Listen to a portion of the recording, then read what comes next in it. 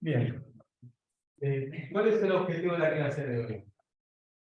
En primer lugar, vamos a hablar de herramientas, entendiendo por herramientas los mecanismos que nos van a permitir a nosotros trabajar desarrollando aplicaciones, tanto herramientas para el firmware como para el hardware. Dentro de todas estas ramas de herramientas estarán los simuladores y estarán también los emuladores y los mecanismos de conexión que nos permiten trabajar sobre estos microcontroladores. A ver, cuéntenme ustedes cómo trabajaban en Informática 2. Es decir, ustedes les daban una aplicación, ordenar un vector, por ejemplo, sobre el microcontrolador. ¿Cómo hacían? Por ejemplo, una aplicación, algo que les pedían en Info 2, trabajando sobre el micro. Bien, ¿cómo hacían? Tenían la consigna y planteaban un estado. ¿Dónde planteaban la consigna? ¿En dónde? En la PC. Y después, Intentábamos el código nosotros. sí. ¿Y cómo la transferían al micro? Con el IDE. Con el IDE. ¿Y el IDE cómo se comunicaba con el micro? ¿El micro tiene USB para conectarse directamente entre dos dispositivos? O sea, no tenía un conversor de USB a series, supongo, y de ahí estaba la interfaz de la computadora de ahí. Justamente, entre las cosas que vamos a hablar de herramientas, está el análisis del mecanismo que se utiliza para hacer la transferencia desde el firmware que uno desarrolló en un entorno de trabajo en la PC, cómo se transmite y se graba en el microcontrolador. Es decir, es un proceso un poco más complicado, pero que utiliza normativas ya existentes. Es algo hoy en día bastante estándar. Bien. Entonces, la clase vamos a arrancar con la parte de simuladores. Entendiendo por simuladores herramientas de software que están acá como hipervínculo. Esto lo van a poder después ver ustedes en el PDF. Está como hipervínculo para entrar en la página de Keil. Keil es una empresa de origen alemán que fue comprada hace unos 15 años más o menos directamente por ARM. ARM, que es el fabricante de toda esta generación de microcontroladores que hoy en día utilizamos en nuestros teléfonos, en nuestras tablets, en nuestras PC también, porque por ejemplo Mac ya ha incorporado toda una generación de microcontroladores de los M1 y M2, que son microcontroladores de la familia ARM, diseñados por ellos. Por lo tanto, Keil es sin duda la voz oficial de ARM. Este es un simulador. Y luego tenemos, para la segunda parte del curso, el STM32 Cube IDE, que también, esta imagen que ustedes ven acá es un hipervínculo que lo lleva directamente a la página. En ambos casos tienen que registrarse para descargar el firmware, pero bueno, es muy fácil con la dirección de correo institucional de la universidad. Hay dos diferencias importantes para marcar entre estas dos opciones.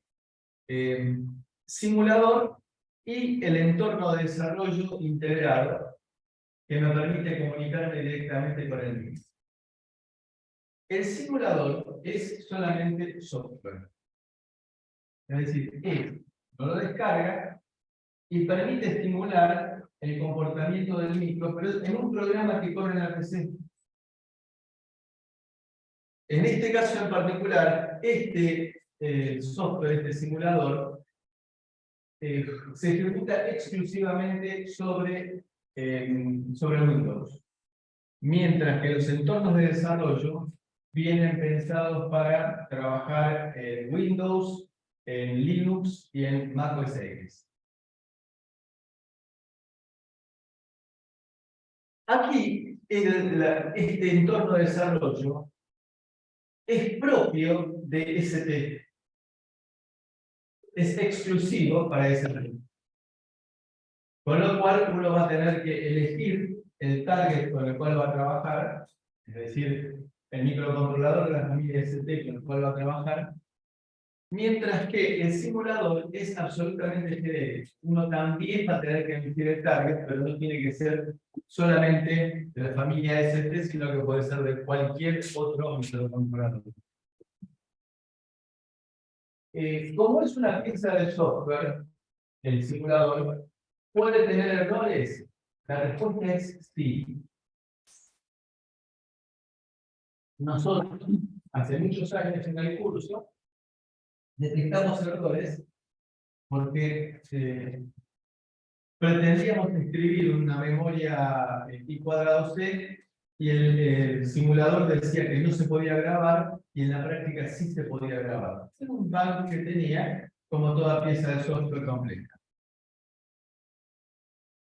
Por supuesto que eso se ha solucionado. ¿Cuál es la diferencia grande a tener en cuenta entre un simulador y un entorno de desarrollo que me permite grabar el microcontrolador?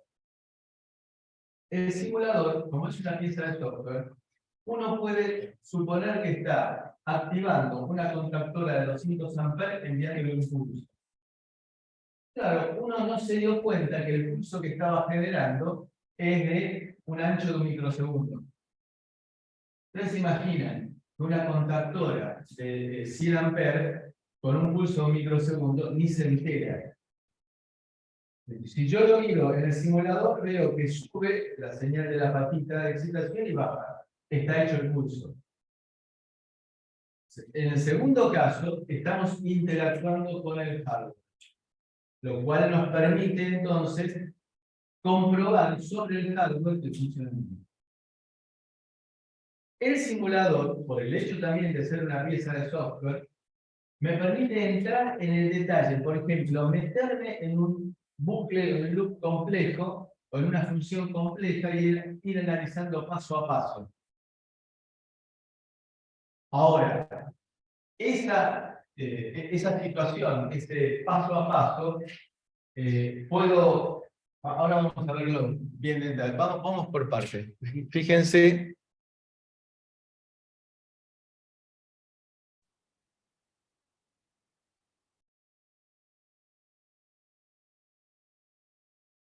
Nos lleva entonces, el primer hipervínculo nos lleva a Kale. Entonces, para descargar, requiere llenar una planilla y normalmente le piden aceptar que les envíen después notificaciones, este tipo de cosas que, bueno, conviene al principio estar actualizado y cuando se canse uno de recibir actualizaciones, lo desactiva el envío. Entonces, Kale es una herramienta de software muy poderosa como simulador. Absolutamente recomendable tenerla. No tengo que tener el hardware, es decir, que puedo llegar a estar en el medio del desierto sin ninguna conexión, solamente teniendo la PC y la batería de la PC y puedo simular. Puedo avanzar.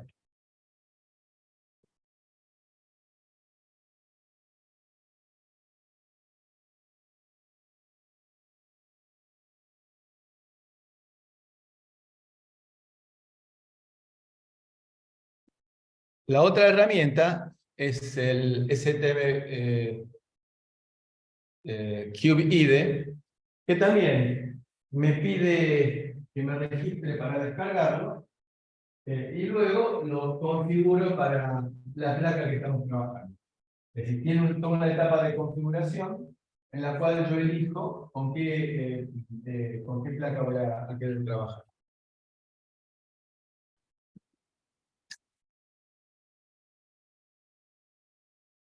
Este es el entorno de desarrollo. Tiene varias etapas dentro de la pantalla, varias etapas bien marcadas. La primera de ellas, código escrito en C. ¿Sí? Es decir, yo escribo el código en C. Tengo también una segunda parte que es el equivalente de la central. ¿Puedo dentro del simulador toquetear y reescribir el código? Sí. ¿Puedo reescribir y modificar el assembler? Sí. Las modificaciones que aquí tengo se me reflejan después de la compilación en el assembler y viceversa. Tengo también los registros. Los registros tienen la particularidad de que si yo elijo uno de los 16 registros que tiene el microcontrolador, cliqueo sobre ese registro, se me abre una ventanita que me muestra el valor del registro con una particularidad. Lo puedo modificar, así que yo puedo escribir y cambiar el valor de ese registro. ¿Para qué me sirve? Supónganse que ustedes tienen un loop en el cual ese loop lo tienen que hacer 50.000 veces. ¿Ustedes se imaginan el tiempo que tardaría ejecutarse ese loop 50.000 veces? Es el mismo, pregunto, es el mismo tiempo que tardaría en ejecutarse sobre el microcontrolador ese loop en el simulador, o más lento. Porque aparte, pensemos que para simular la ejecución de cada instrucción del microcontrolador, voy a tener normalmente una buena cantidad de instrucciones de la PC para simular la ejecución del micro. Es decir, cada instrucción hace, llamémosle, me permiten, no es exacto, pero llamémosle una función. Con lo cual, entonces, voy a demorar un tiempo habitualmente mayor cuando estoy simulando que cuando estoy ejecutando. Entonces, quiero ejecutar un loop 50.000 veces. Voy, me preparo el almuerzo, vuelvo y todavía está avanzando el loop. ¿Qué se hace en esos casos? Y bueno, arranco, veo que de 50.000 pasó a 49.999 y digo, para. Modifico, normalmente la cantidad de ciclos de un loop se da a través del valor de un registro, que se usa como contador, puede usarse cualquier registro como contador, en el caso de Cortex. Entro en ese registro, lo cliqueo y en lugar de 49.999 le escribo, por ejemplo, 0003. Con lo cual, bueno, me fijo cómo ejecutaría los 3 últimos loops. Bien. Registros. Tengo también la posibilidad de estimular puertos de entrada-salida. Eso significa definir cada pin de entrada-salida, cómo se comporta, como entrada, como salida, e inclusive cortar valores.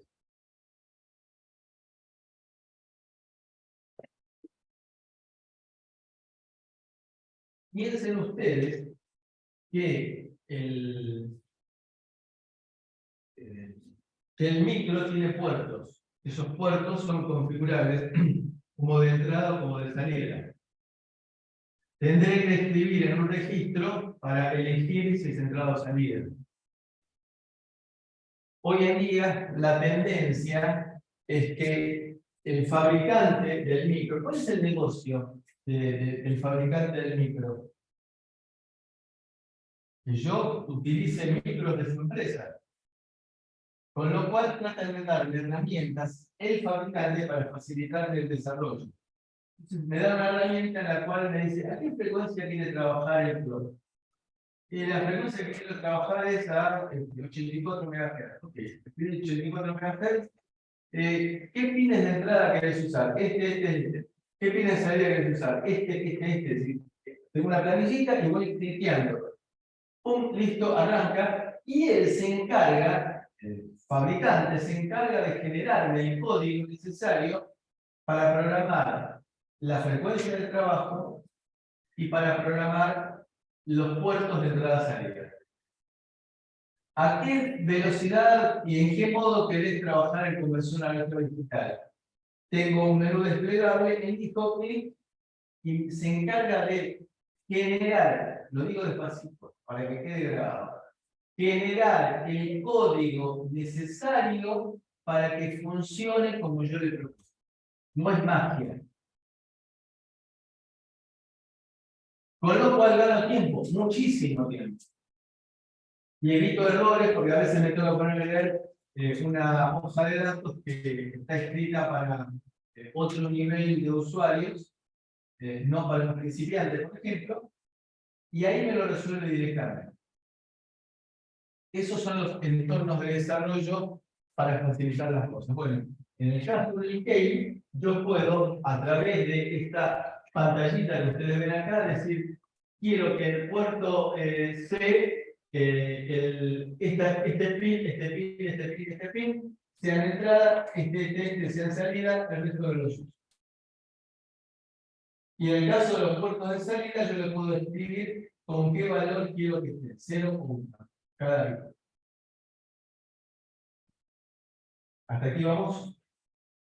¿Vos le configurás en el key qué microcontrolador estás usando? Claro. Es decir, tengo que elegir, tanto en el key como en el STM32QVIDE, qué micro estoy usando. Porque en el caso del ST es válido para un montón de micros. Y también para unas cuantas placas. Es decir, hay micros que no tienen placa. En el caso nuestro, nosotros estamos trabajando con una placa con un micro. Entonces, elijo directamente la placa y ya me queda configurado el micro. ¿Es también que pasa en el key? No, Solo en el key es genérico. Claro, realmente. ST es propio. Otros periféricos que ya nos resultan un poco más difíciles de manejar, como por ejemplo conversión analógica digital, puedo simular el modo de trabajo y puedo simular el valor de entrada que obtuve. Por ejemplo, yo quiero hacer un control de temperaturas de un horno. ¿Cómo funciona? Hay una temperatura umbral inferior y otra temperatura umbral superior. Cuando la temperatura está por debajo del umbral inferior, se tiene que arrancar el calefactor. Cuando la temperatura está por encima del umbral superior, hay que generar un estéril siempre. Por encima del umbral superior, arranca un ventilador. Bueno, yo supongo los valores del umbral inferior y del umbral superior para ver cómo funciona el algoritmo que he generado dentro del simulador.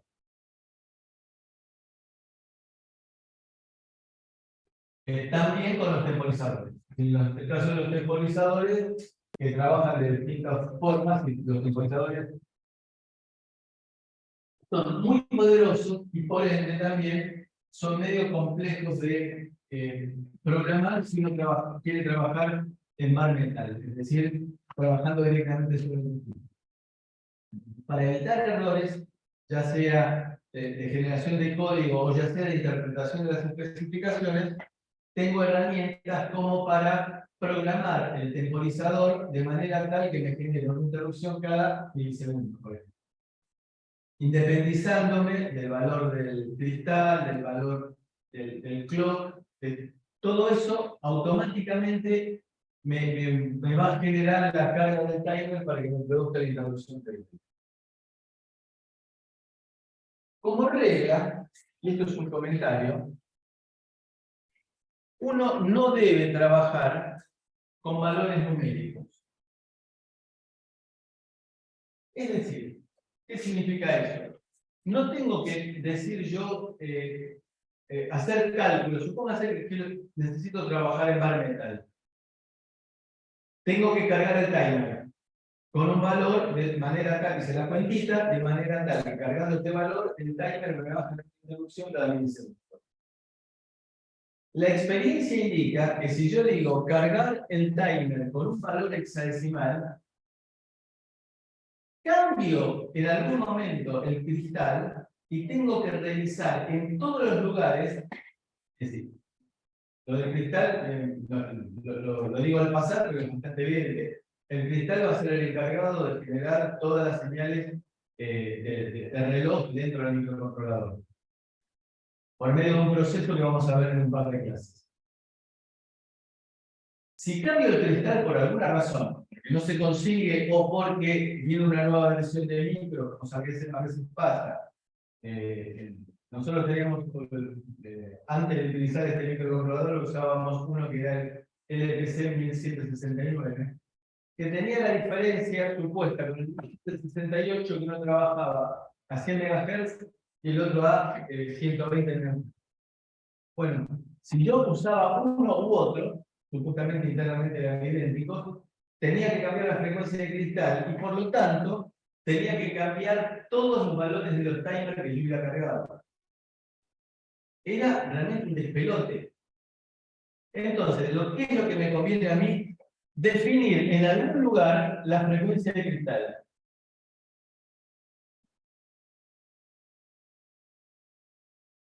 Por ejemplo, la unidad que me convenga, por ejemplo, en kilohertz.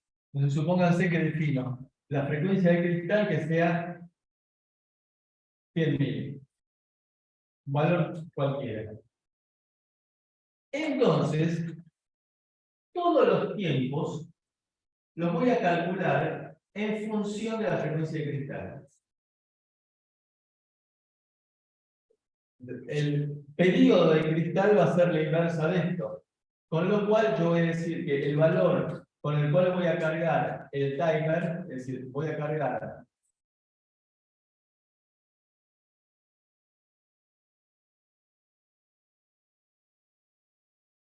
el timer count, será entonces un determinado valor en tiempo dividido el periodo, es decir, la inversa de la frecuencia de cristal.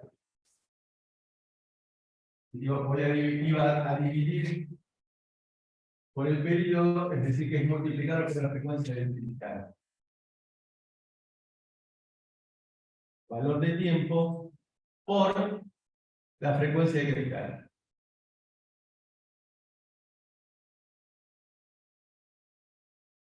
Puede parecer bastante complejo esto, pero ¿cuál es la ventaja de escribir de esta forma relacionada? Que si cambio el cristal, tengo que cambiar un numeral de file en un solo lugar. Recompilo y automáticamente se me adecúan los valores de timer count, por ejemplo.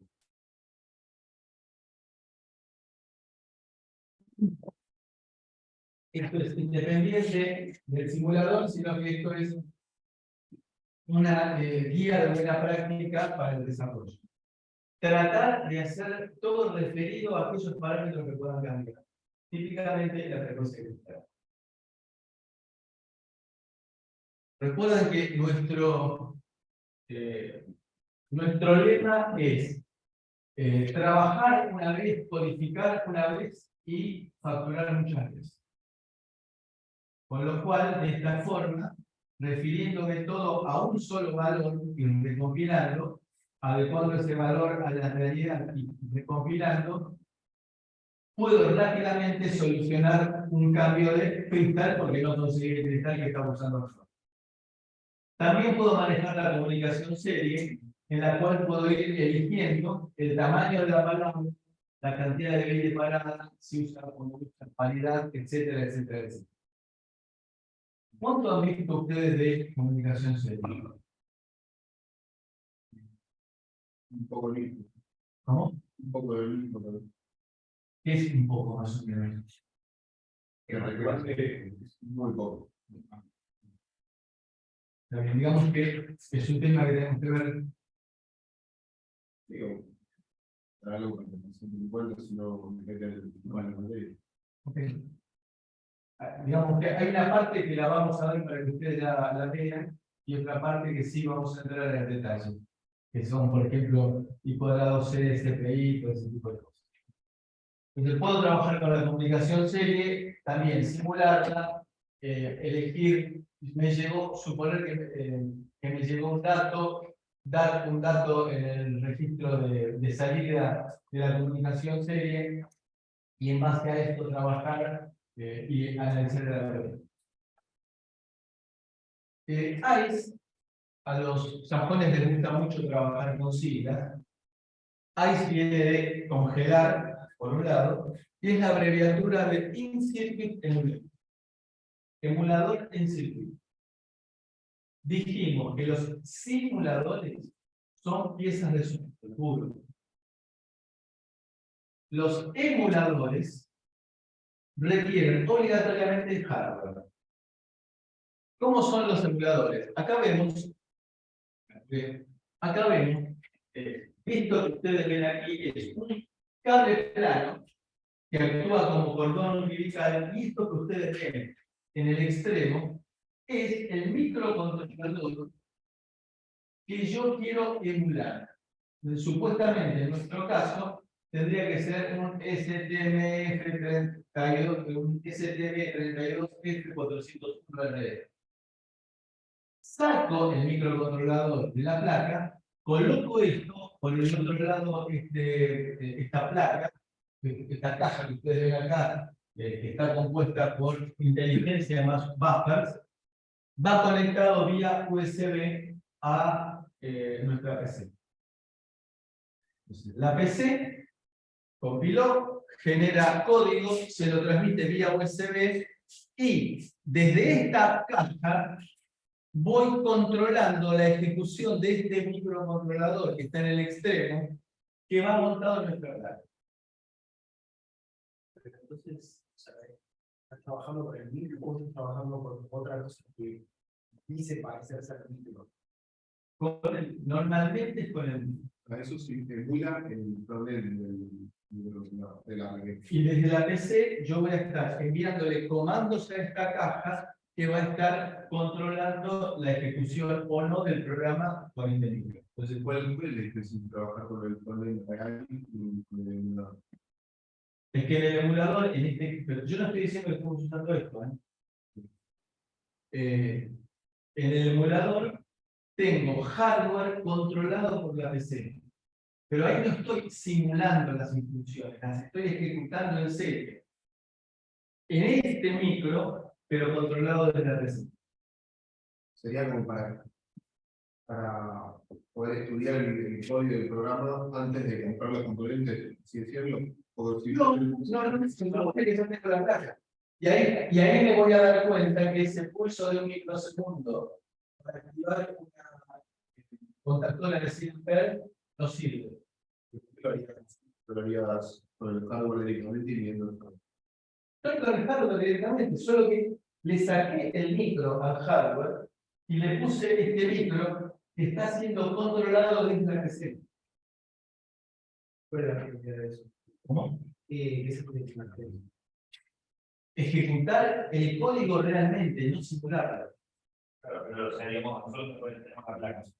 No. Yo no dije esta placa. Insisto. Vos tenés cualquier problema.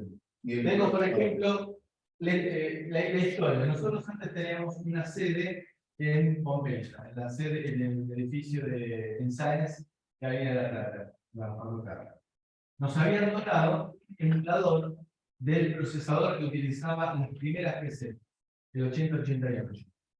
Ese emulador tenía unos 70 centímetros de profundidad, unos 30 centímetros de alto y unos 40 centímetros de ancho. No existía USB todavía. Entonces, desde la PC, yo generaba código, se lo trasladaba a ese emulador, para que ustedes se den una idea de lo que eso consumía, Hubo un año que nos cortaron el gas porque tenía problemas en la instalación de gas. Es decir, que estábamos sin calefacción. Yo vivía en Castelar. Es decir, tenía más o menos 1 hora y pico de viaje hasta la facultad.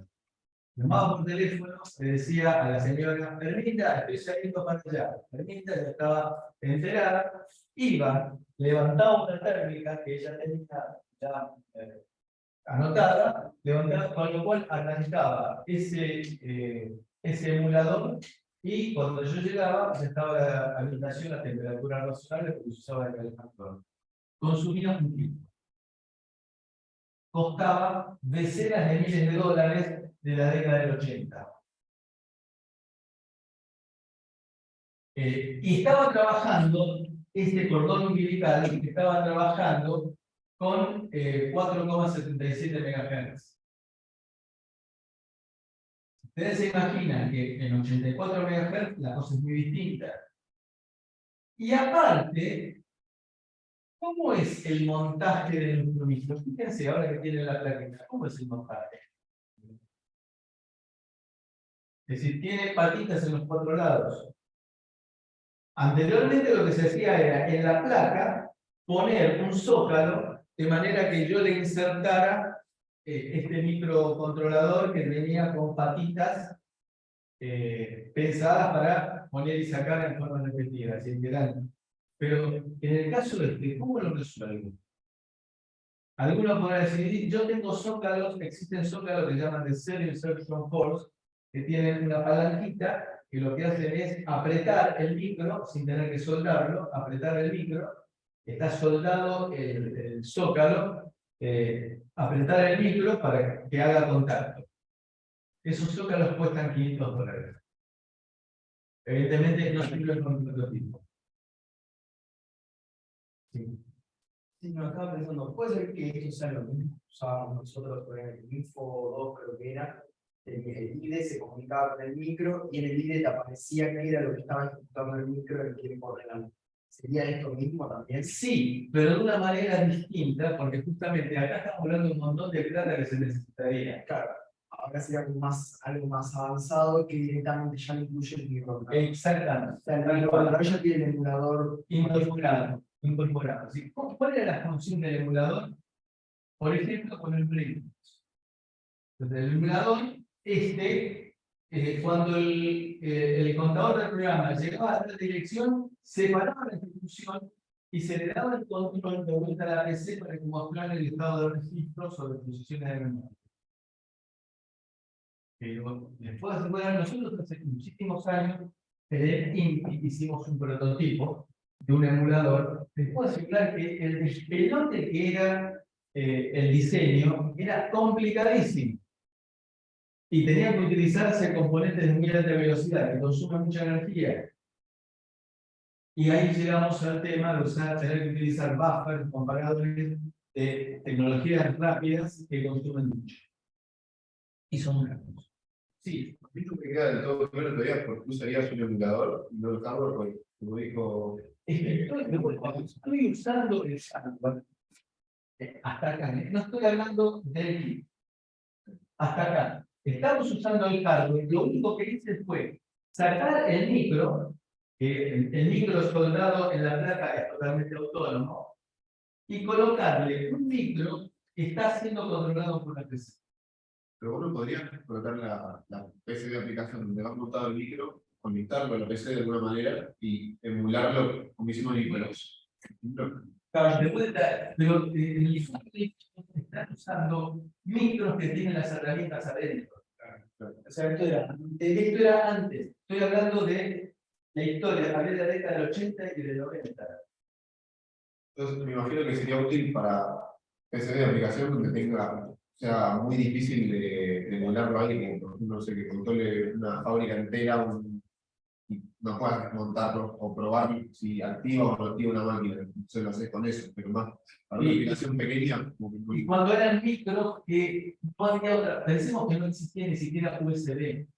Entonces, lo que acá aparece como una tira de cables planos era, lo que yo recuerdo, eran tres cables planos que venían en sendos conectores a esta placa. Tecnológicamente, esto, primero, era caro, no estaba accesible a ninguno. Ustedes imagínense lo que era alumnos haciendo cola frente a un laboratorio para tratar de utilizar este emulador. Lo usaban aparte solamente las empresas que lo podían comprar. Nosotros nos lo donó Siemens, ese emulador, porque el costo era totalmente prohibitivo. Ni hablar, por ejemplo, para estudiantes. Otra cosa que había, donde está ahora el laboratorio abierto, existía hace muchos años también un programador de memorias. Un programador de memorias y de microcontroladores.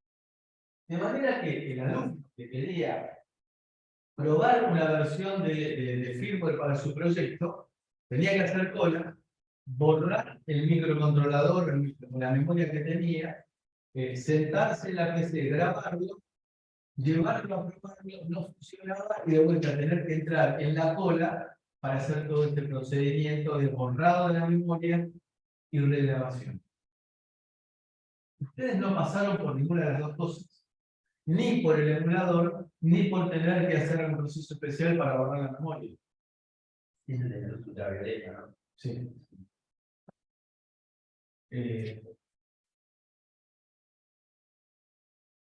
¿Cómo funciona el emulador? Tiene la CPU de emulación.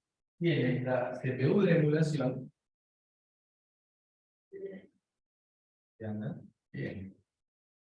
Tiene la CPU de emulación que reemplaza al target, al blanco. Tiene un buffer que lee los datos sobre ese microcontrolador, los almacena, bueno, y luego tiene esos datos en memoria interna del emulador, de manera que puedan llegar a ser contrastados y analizados por la PC. Había programas en la PC que tomaban esos datos que habían sido leídos de los bases del microcontrolador y los decodificaban haciendo ingeniería inversa y mostrando un enlace. Un verdadero despelote.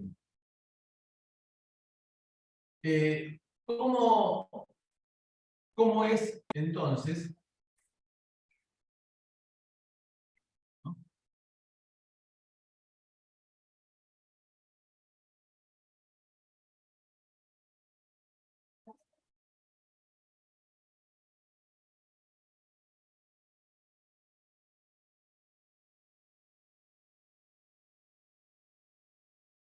¿Cómo es que se solucionó eso? ¿Cómo es que ustedes no padecieron todo esto? Por medio del GitHub. GitHub es una sigla. ¿Qué significa GitHub?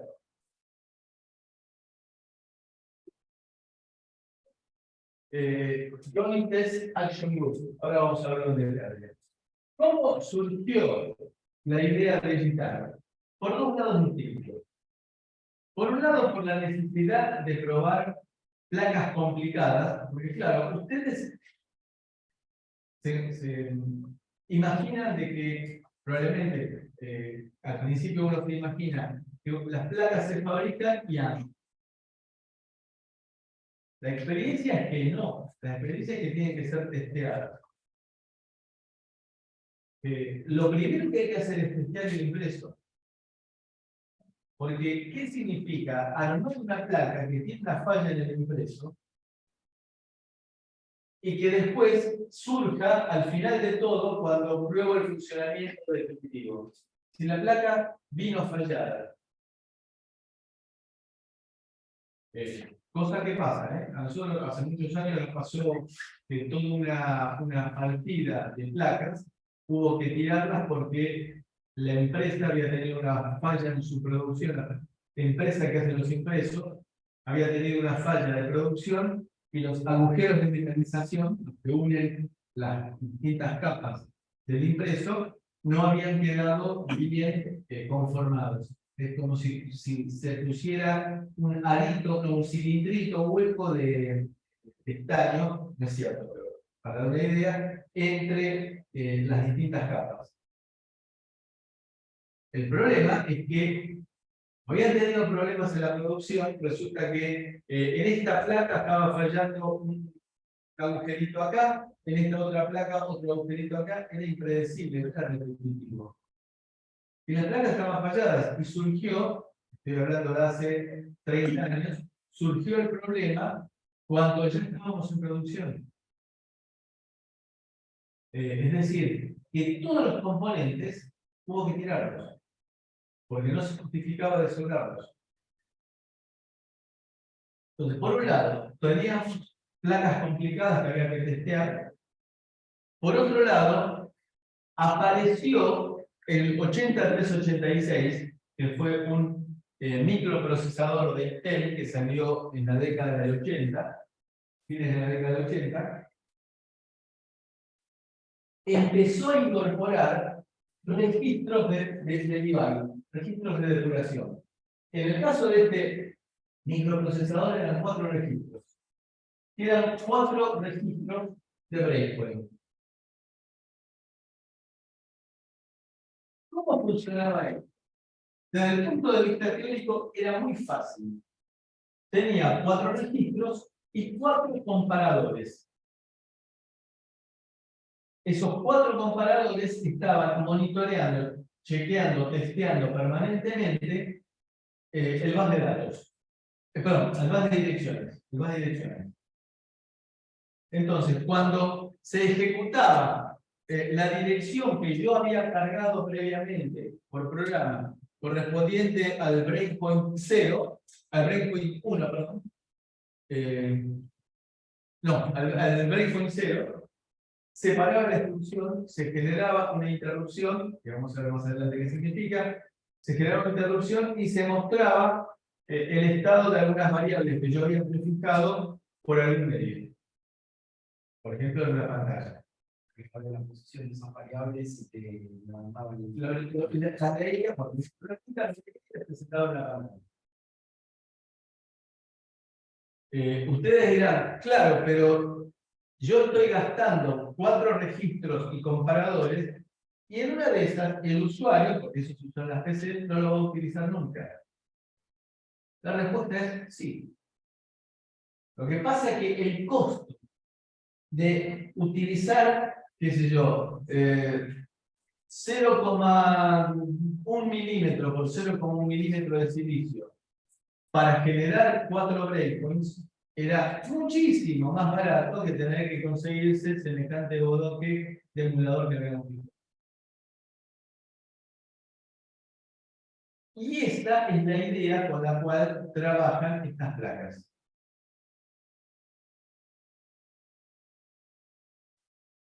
Por un lado, el tema de analizar placas complejas, y por el otro lado, la incorporación de registros de depuración dentro del microcontrolador. ¿Eso significa que nuestro microcontrolador tiene registros de depuración? Sí.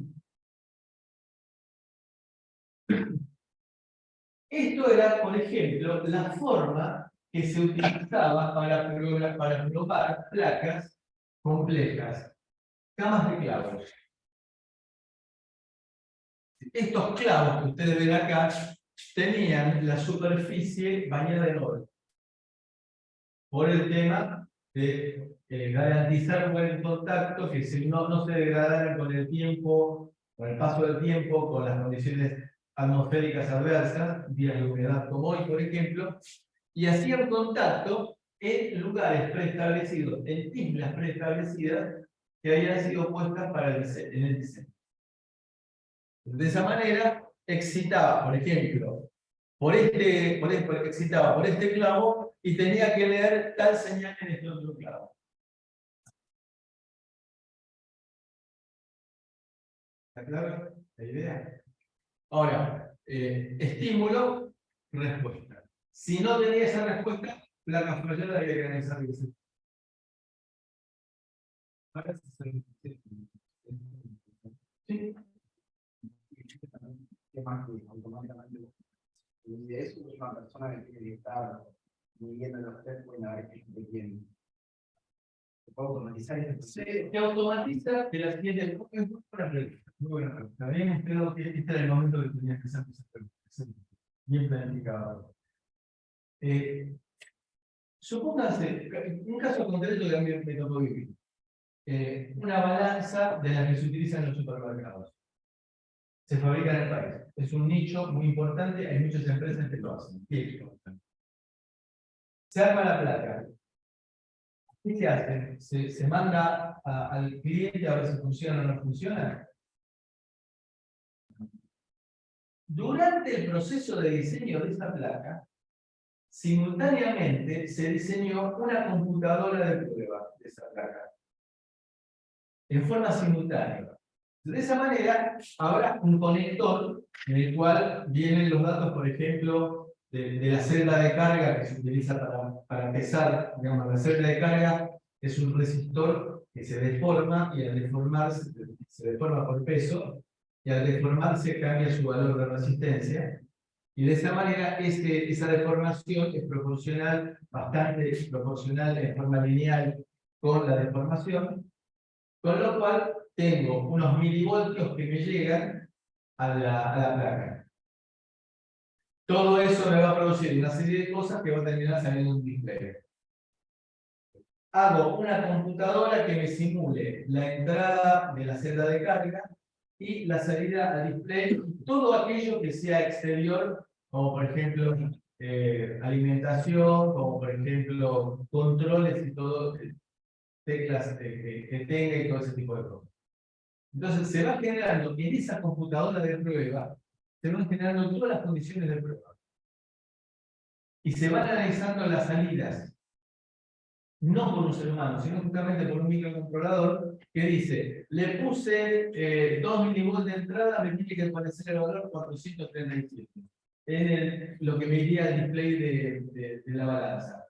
Si me aparece algo distinto a 437, detecto falla. Placa rechazada. Si me da 437, bien. Si simulo que oprimo el pulsador tal, entonces me cambia libras y verifico. Entonces, es decir, en el proceso de diseño de la placa, de la balanza, también se diseña una computadora de prueba. ¿Por qué digo que tiene que ser simultáneo? Porque tengo que ir viendo dónde pongo conectores o pines de prueba. Me ocurre también si podría ser, digamos, por ahí que tienes un producto de producir y lo programás por unos pines. Sí.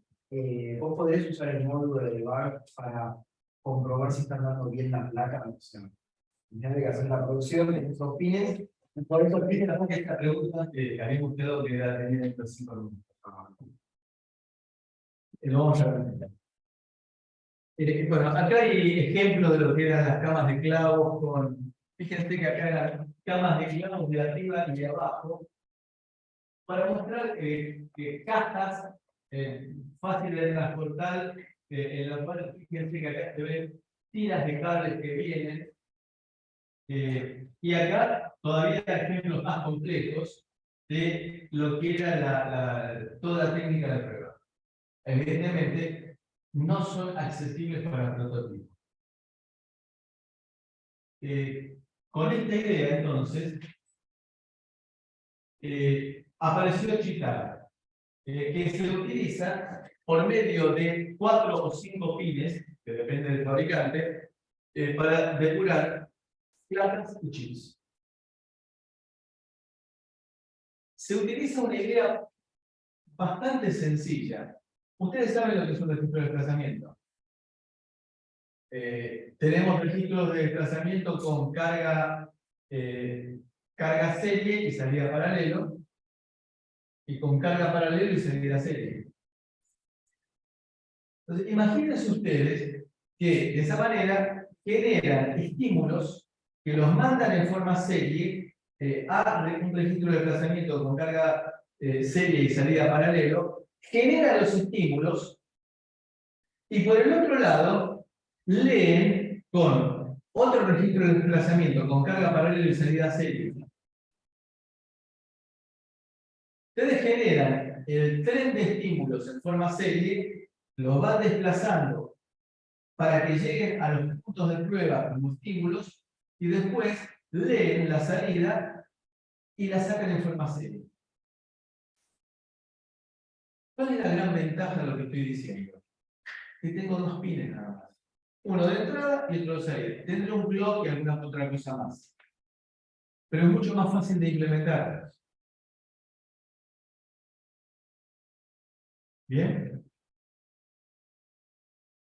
Entonces, tengo 5 señales que se utilizan para probar todo lo que ustedes se pueden imaginar. Desde teléfonos, claro, porque ¿cómo hago para probar un teléfono y tratar de detectar cuál es la falla? Ni hablar de una computadora. Entonces se le mandan por serie los estímulos que hay que darle a la pelota En los puntos adecuados. que le dieron la salida. Eso se comunica con el micro Claro. El micro tiene, ahora vamos a verlo, tiene la interfaz digital incorporada. Y es interesante hacerlo serie porque ocupa menos lugar físico los piles. En serio, porque se me simplifica mucho la comunicación. No tengo que mandarle un manojo de cables así grandotes. Entonces, ¿cómo hago para encontrar la falla en una placa? Se supone que esta placa fue diseñada pensando en ser depurada por digital y con lo cual se generaron los test points adecuados como para retirar los estímulos cuando se dan ciertas excitaciones. Todo esto también me permite incorporar la conexión cuando estoy generando código, la conexión entre la PC y, como es el caso de ustedes, y la placa, para de esa manera estar ya no simulando, sino ejecutando, controlado desde la PC utilizando GitHub.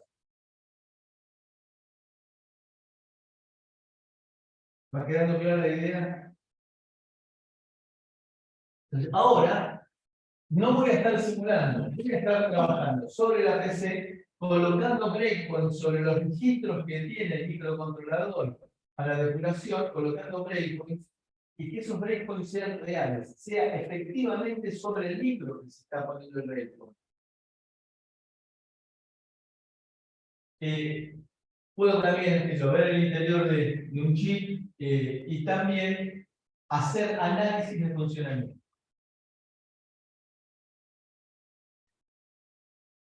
Bueno, todo eso, todo este mecanismo que estamos proponiendo nosotros, se complejizó cuando, ustedes recuerdan que habíamos hablado de VGA hace un par de clases, del Point Reader Rate. ¿Cómo hago yo para testear un integrado que tenga, por ejemplo, un micro de PC que tiene 600 patas? ¿Cómo hago para testear eso? Entonces, de esa manera, por medio de enviar las secuencias de estímulos adecuadas a los pines adecuadas y medir las respuestas, puedo armar un pattern, Felipe, la traducción del pattern. Patrón, gracias. Es mi chat GPT. Mi patrón de respuestas y ver, tendría que haber recibido esto, recibí esto, ¿por qué fue?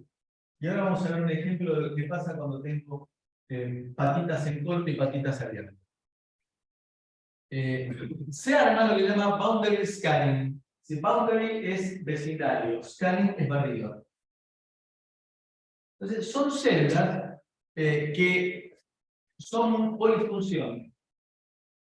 Bueno, estas celdas, entonces, me permiten, cuando estoy activado en el modo de curación, trabaja en modo de curación. Cuando no está activado el modo de curación, corre normalmente el programa. De manera que, si bien nuestro microcontrolador tiene toda esta parte que corresponde a la depuración, cuando está el dispositivo en la placa definitiva, en el cliente, trabaja normalmente. si bien existe dentro del micro la parte de duración, no la estoy usando. El precio que estoy pagando es de unas pocas milésimas de dólar, que no se justificaría cualquier otra técnica de depuración. Está incorporado dentro del. El micro. Exactamente. Entonces, lo puedo usar para el desarrollo, no lo voy a usar para la producción. No tiene sentido tener dos versiones distintas de micro, uno para depuración y otro para producción.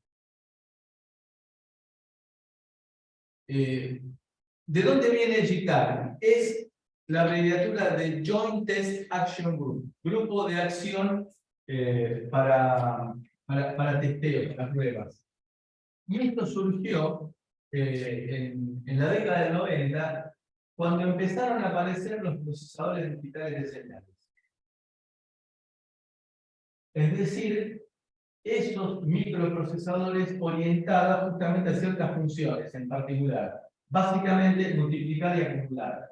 ¿Cómo se trabaja un filtro digital? Es tener un conjunto de coeficientes, un conjunto de muestras, multiplicar coeficiente por muestra, más coeficiente por muestra, más coeficiente por muestra. Así trabaja un filtro.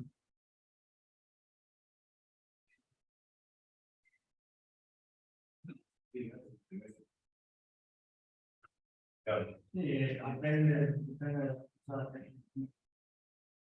Pero después de análisis de señales, un poco yo particularmente lo vi más en deseos. con la Sí. bueno, bueno, lo vamos a ver. Este año vamos, no, lo vamos a ver, en serio, lo vamos a tratar de incorporar este año, como prueba piloto. Vamos a cortar algunos temas y vamos a usar un par de clases para ver funcionamiento de Estados Unidos. Sepan disculpar el papel de conejillo de India que vamos a dar, pero creemos que es algo muy importante y que no está institucionalmente visto. Bueno, créanme por ahora de que eso es lo que hace un procesador digital de señales. Hay dos siglas que son engañosas. DSP se usa tanto para, de acuerdo con el contexto de la frase, procesamiento digital de señales y procesadores digitales de señales. Nosotros estamos hablando desde el punto de vista de los procesadores digitales de señales que nos interesa.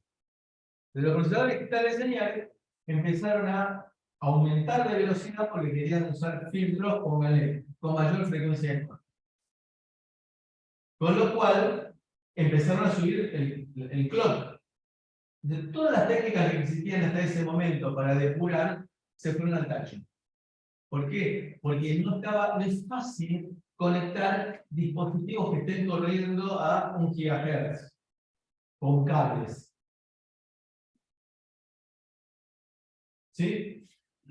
Y ahí apareció este grupo, el Joint Test Action Group, que empezaron a ver formas de tratar de meterse en la emulación, y de ahí surgió todo lo que dijimos recién, del registro de desplazamiento. De vuelta, estoy trabajando con registro de desplazamiento que trabajan a baja frecuencia, no tengo problemas de alta frecuencia en las conexiones, puedo utilizar cables.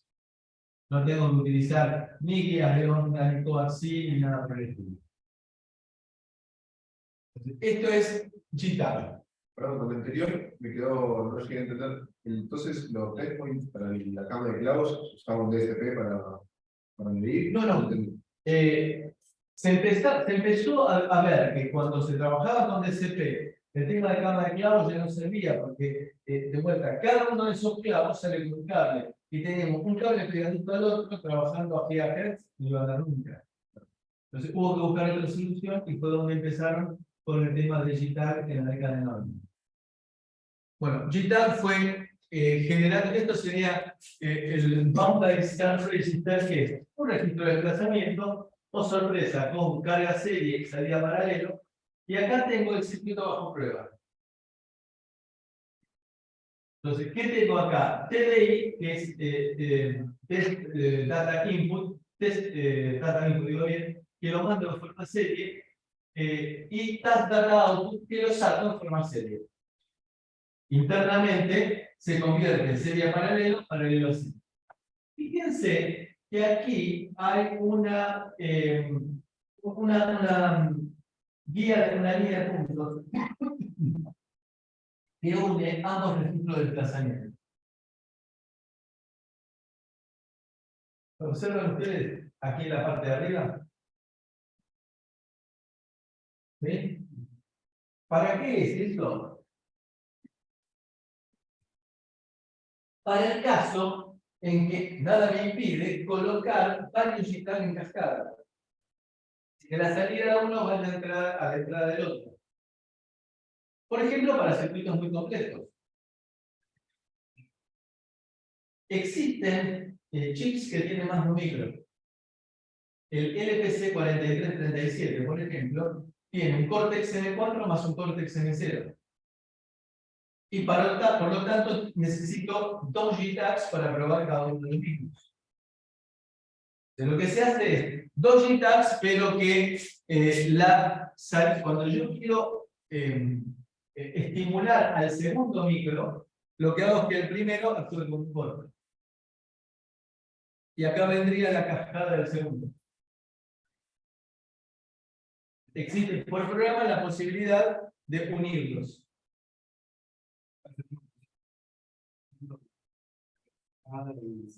Exactamente. Exactamente. Tal cual. Voy a tener, no vamos a entrar demasiado en detalle porque está explicado en los videos y también en las imágenes. ¿Cómo lo llaman ustedes? ¿Transparencia? No son transparencia. Slides y no son diapositivas. Ustedes en su vida tienen una diapositiva, digan la verdad. Nosotros damos clases con diapositivas. Era todo un prodigio la clase. No sé, ¿qué imágenes? No sé, busquemos la palabra. Como dicen algunos, filminas. Ay, peor todavía. La filmina previa a la diapositiva. La filmina era un rollo de acetato que se enrollaba de un lado y se desenrollaba del otro. Una cosa terrible, tremenda. Mi primer trabajo en el departamento, en lo que es ahora el laboratorio que está acá, fue hacer transparencias para los profesores, como becario entré a trabajar, hace 50 años. Haciendo transparencias con unos lápices grasos que se vendían especialmente, una cosa primitivísima. Bueno, con las imágenes. Por ejemplo, ahí tenemos el multi-chip interface, en el cual tengo señales obligatorias, el T-Clock, el TDI, el TDO, y acá me aparece el TMS. El TMS es el que me permite a mí controlar el JTAG. El JTAG en realidad es mucho más complejo de lo que estamos nosotros diciendo. El JTAG nos permite, entre otras cosas,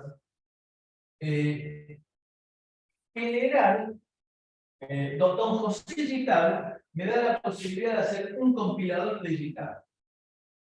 Claro, porque yo me pongo a pensar, digo, claro, me empiezo a mandar los pulsitos de clock y le empiezo a mandar 1, 0, 1. ¿Ustedes se imaginan programando en el siglo XXI, en el primer cuarto del siglo XXI, programando 1, 0, 1, 1, 0, 0?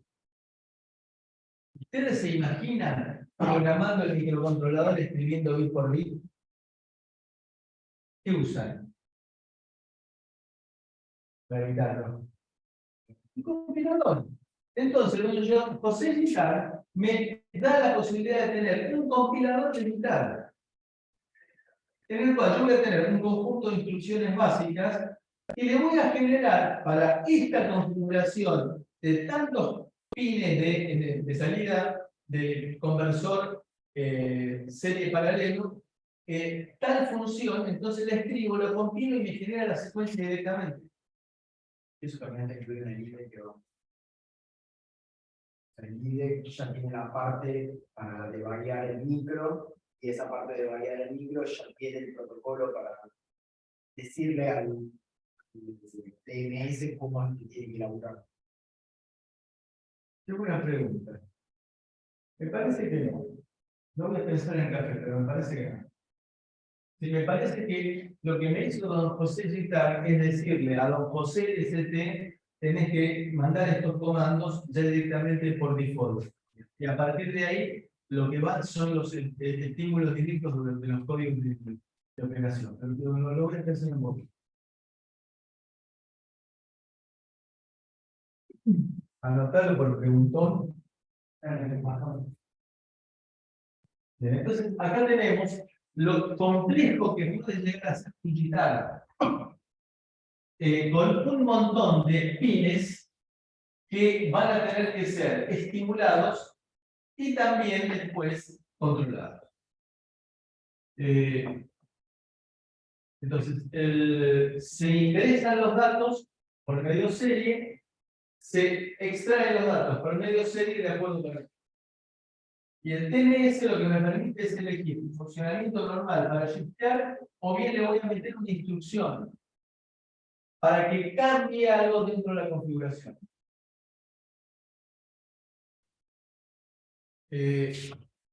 Bits para buffer, entonces, cuando con el TMS lo que hago es redireccionar el conjunto de bits, no para que vayan al registro de desplazamiento serie paralelo para los estímulos, sino para que vayan a una máquina de estados que tenemos que recibe esos bits y actúa como si fueran los principios de las computadoras en las cuales uno, fíjense lo que voy a decir, cargaba las instrucciones. Se puede hacer unos instrucciones con los cuales cargaba las instrucciones, de manera que este dato que me llegó acá fuera la unidad aritmética lógica. Si lo estamos manejando, estoy hablando de hace un montón de años, así es como funcionaban las primeras computadoras. Uno podía llegar a programar las instrucciones. Esto es lo que pasa cuando le envío a la máquina de estados que tengo el conjunto de unos y ceros, pero ahora redirigido por TMS no para estimular el circuito, sino para cargar la máquina de estados. Y ahí entonces ordeno ejecutar las instrucciones de digital que he cargado. Entonces, estas son las instrucciones básicas. Bypass, la salida es igual a la entrada, precarga, leer la identificación del chip. Cada chip, cada fabricante coloca una identificación para detectar si realmente estoy trabajando con el STM32F400.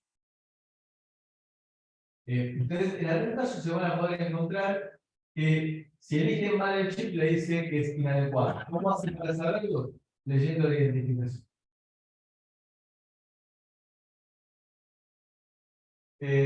Bueno, esa sería la interfaz de software para generar los códigos del IDE, en el IDE que me permite generar las instrucciones para editar. Bueno, resumen. El JITAR es Joint Test Action Group. Es un estándar de prueba y depuración de circuitos electrónicos que se utiliza para verificar el correcto funcionamiento de los dispositivos integrados en una placa o tarjeta electrónica, como por ejemplo microprocesadores, FPGAs, chips de memoria, entre otros. ¿Quién lo dijo esto? ChatGPT. El chip entonces está adentro del córtex. Adentro del córtex. No dije que nuestro córtex use JITAR. Puede usar, de acuerdo con el caso, puede usar un pariente de JITAR. Un segundo.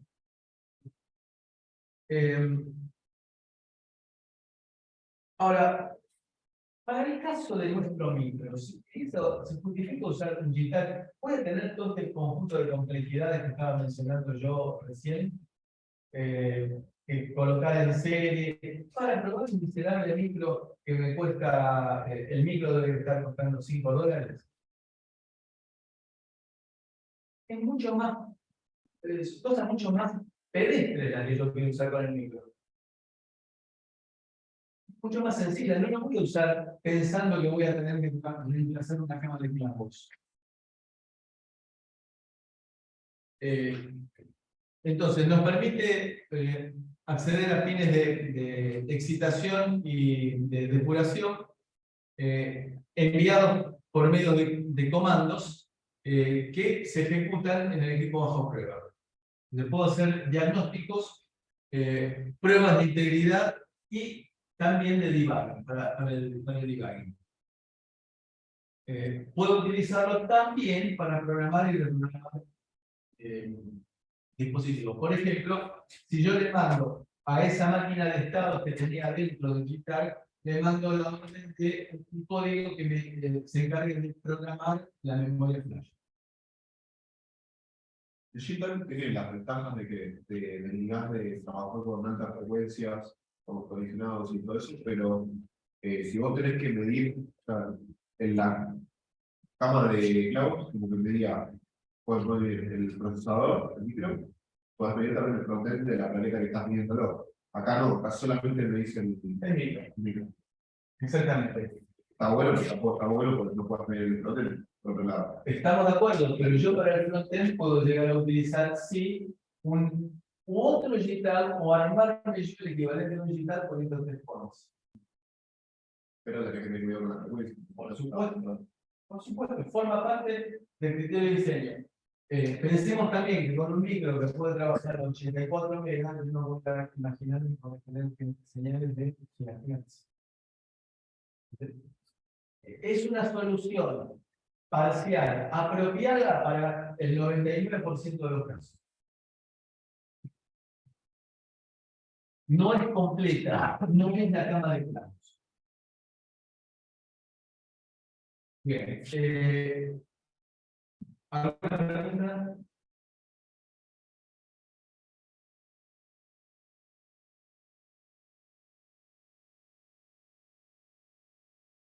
Bueno, esto dio origen, digital dio origen a una norma del IEEE que es la 1149.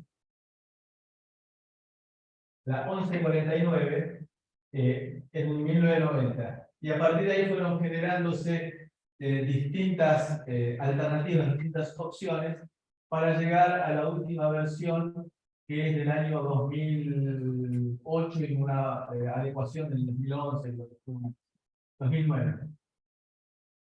Que es la versión .7. ¿Qué le fueron incorporando en cada caso mejoras? Entonces, lo que tenemos con los boundaries cancel son multiplexores y latches. Que los alimento a bastante baja frecuencia, porque fíjense que cuando yo le estoy cargando los datos del G-Tag, el micro no está corriendo. Entonces, una vez que cargué los estímulos y habilito las respuestas, ahí largo a correr el micro. Por ejemplo, así cargo un breakpoint.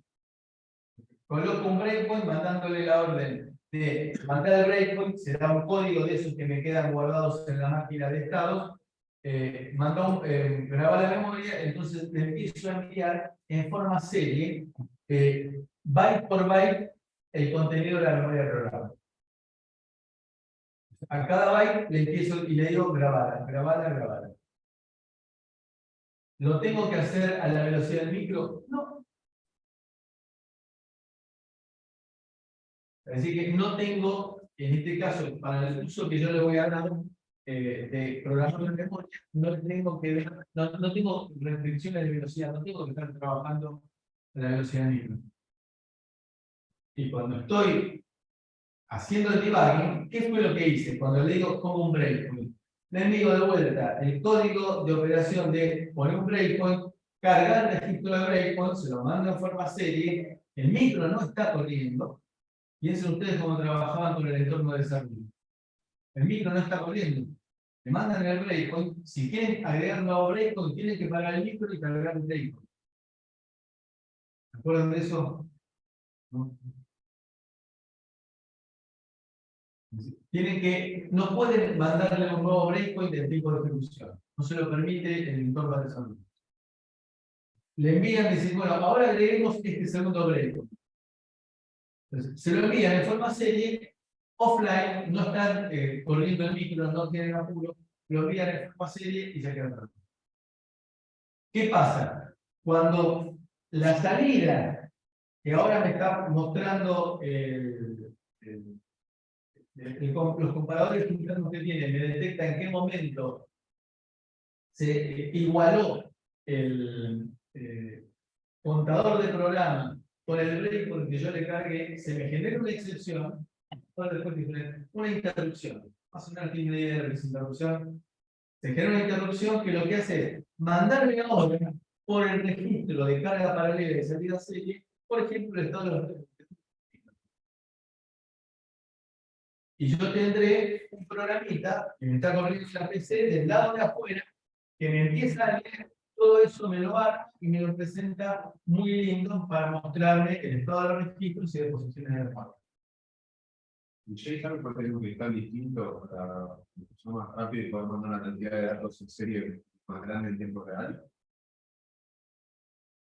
No puedo cargar en estos microcontroladores, no puedo cargar el JTAG en tiempo de ejecución.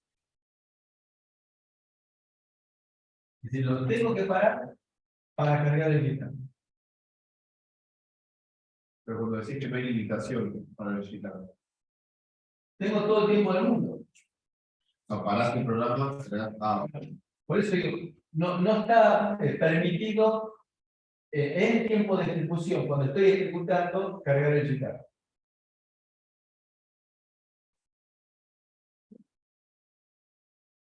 Bueno.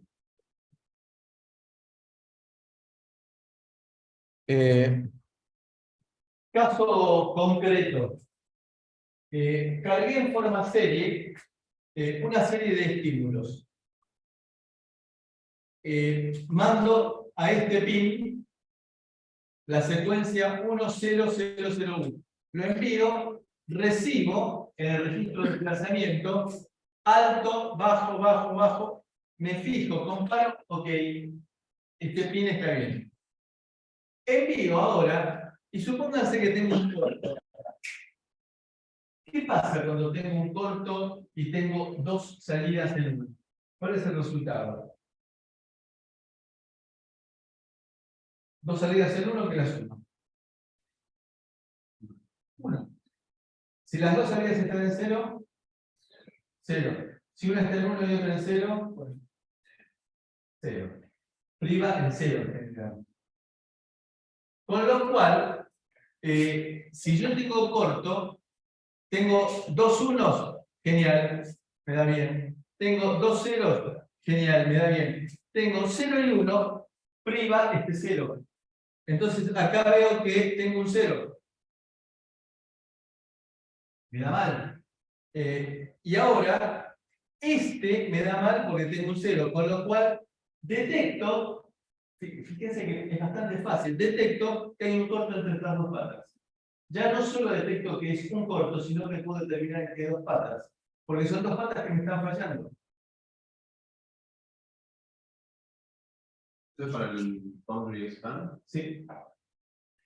Y acá, si envío, tengo una patita abierta, un cable abierto, le envío ceros y no lo leo. Leo todo alto. Circuito abierto.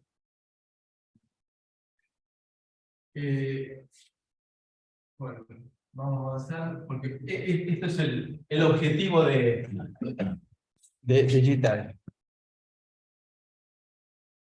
Chicos, creo que no entendí que el proceso con JTAG es lo que se da cuenta. Claro. De vuelta. Lo que no termino de ver es. Eso sería adentro del microcontrolador.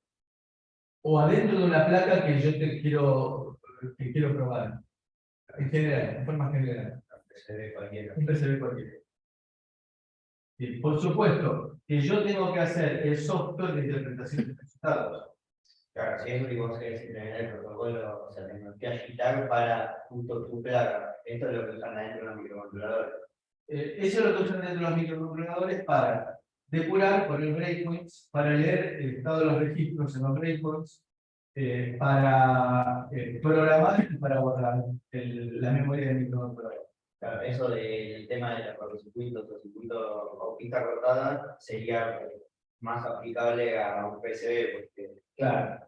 para el micro, o sea, que te corta una pista de micro por adentro. No, en ese caso es muy improbable porque se supone que viene testeado. Claro. Pero también sirve para los errores de soldadura, ¿no? Exactamente. Pero de vuelta, a mí Gital me da la herramienta para estímulos, salidas. Después lo que hago yo con esas salidas es un tema mío. Yo tengo que comparar entonces, de acuerdo con estos estímulos, qué es lo que tendría que tener, y si no tengo eso, tratar de ver qué correlación hay entre las patas que están fallando simultáneamente y en base a eso determinar qué patas están en juego. Este sería el esquema en general de normal data input, entrada de datos, test data input y la salida. Test data output, indicación de normal. Este sería el boundary scan cell, sería el, llamémoslo así, el registro de desplazamiento con carga CELI, sería paralelo, sería el boundary scan cell, y este sería el que carga paralelo, sería CELI, pero para el caso de la salida. Y acá estaría, en este caso, nuestro microcontrolador. Entonces, ¿para qué voy a usar Gital? Dijimos, para programar el microcontrolador, para programar la memoria de código del microcontrolador, para borrar la memoria del microcontrolador, para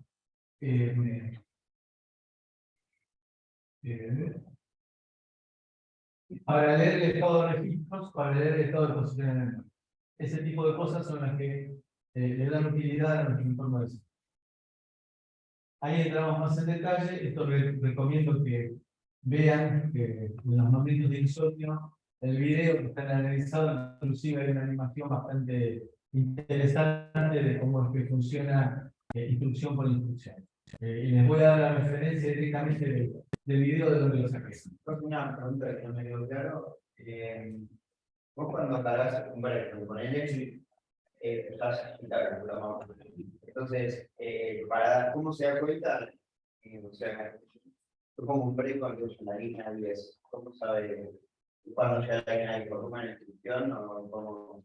No, justamente el entorno de desarrollo es una muy buena pregunta. Es muy divertido cuando las preguntas son así de despertantes para surgir temas ocultos. El entorno de desarrollo es una máscara.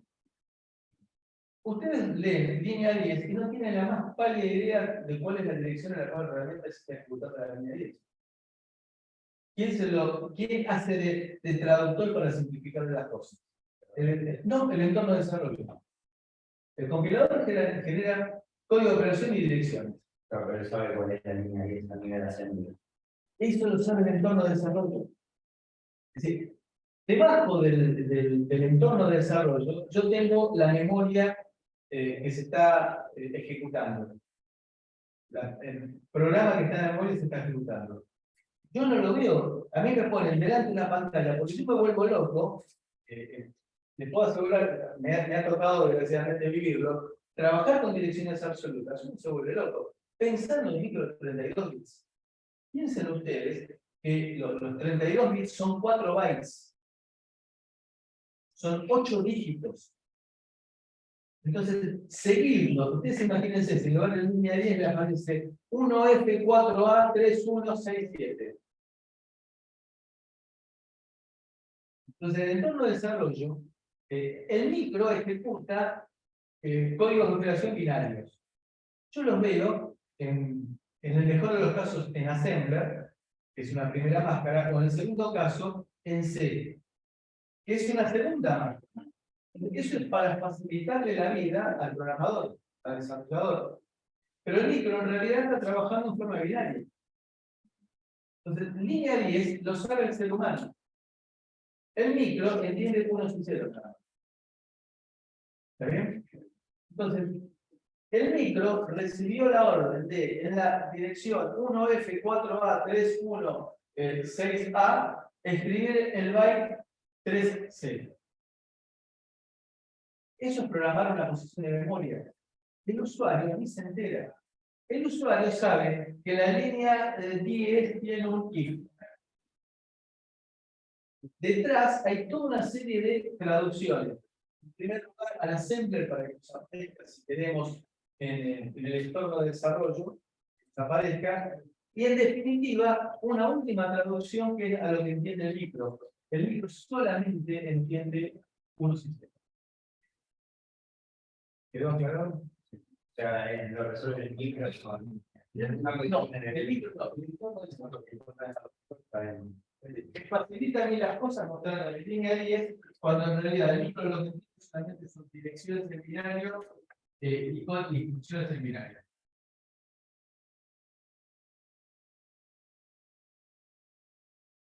Esto es lo que decíamos nosotros de la posibilidad de poner en cascada varios dispositivos. Con la facilidad interna que tiene de, por medio de una instrucción digital, cortocircuitar salida conectada. ¿Bien? De esa manera puedo conectar la cantidad de digitales en cascada que se nos ocurre. Pero hay como controlar los problemas que pueden haber entre los devices.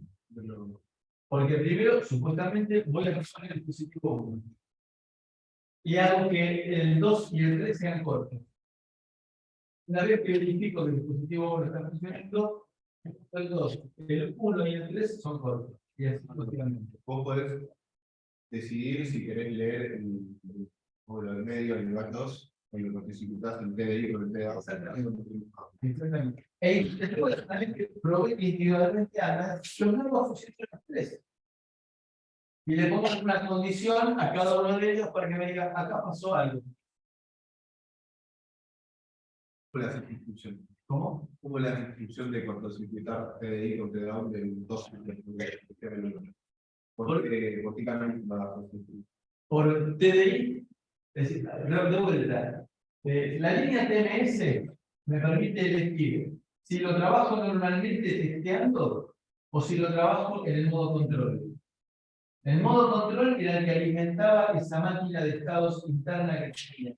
Entonces, la máquina de estados interna esa puede recibir la directiva de cortocircuitar salida conectada.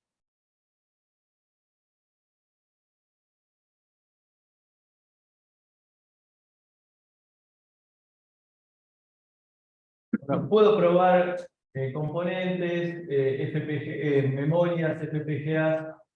Y para terminar, y irnos a tomar un merecido café, esto está incorporado en Cortex.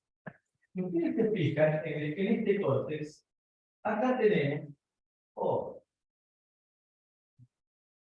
acá tenemos un conjunto de patitas exclusivas para gitar. Ahí fíjense, dice Test, Debug and Trace. El trace es hacer seguimiento paso a paso del programa. Estas patitas, que en el caso de este microcontrolador son 5 patitas, se usan exclusivamente para editar. No es como otras patas que tienen doble función o cuádruple función. Que uno programa que quiere que sea entrada de conversor analógico a digital o que sea salida del timer 2. No, estas patas son exclusivas para editar. Y está incorporado dentro del mismo. ¿De acuerdo? Dejamos acá y ahora después cuando volvamos vamos a repasar distintas implementaciones.